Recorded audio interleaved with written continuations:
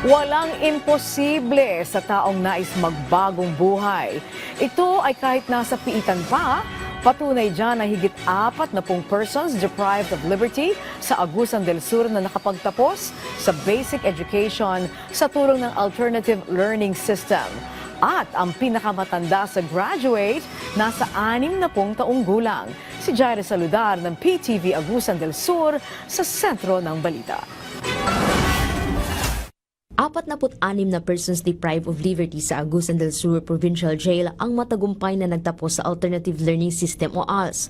23 sa kanila ang nagtapos sa elementarya, habang 23 rin sa junior high school para sa batch 2024-2025 na nagpapatunay na nakumpleto nila ang lahat ng pangunahing kailangan sa ALS. Ayon kay DepEd Agusan del Sur Division ALS Focal Ivy Claire Morales, ang mga nagsipagtapos ngayon ay nagpakita ng lakas ng loob, disiplina at dedikasyon na magiging inspirasyon sa iba sa kabila ng kanilang limitadong sitwasyon.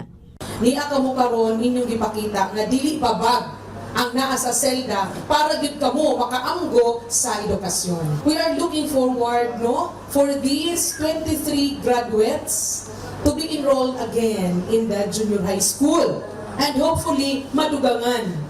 Pinakamatatandang nagtapos sa elementarya at junior high school ay ang dalawang PDL na may edad na 57 at 60. Padayon ko sa pagtuon aron ko makakabuot ko sa akong mga pangandoy sa kinabuhi.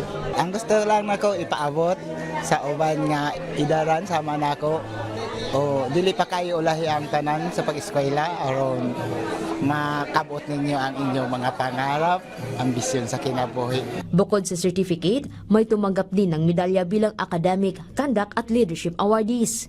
Nagbahagi rin ng kanyang nakaka-inspire na mensahe si Gary Nuzon, isang ALS graduate na halos 6 na taon na sa correctional facility at ngayon isa ng rescuer at emergency responder sa ilalim ng Provincial Disaster Risk Reduction Management Office. Mga igsoon ka na akong diploma o ka na certificate, so dako na siya katabang sa pag-apply sa trabaho.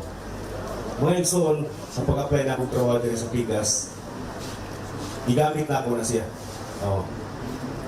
Sa likod man ng mga rehas, buong pagmamalaking ipinakita ng mga PDL na walang imposible sa taong gustong makamit ang kaniyang pangarap. Jaira Saludar ng PTV Agusan del Sur para sa Pambansang TV sa Bagong Pilipinas.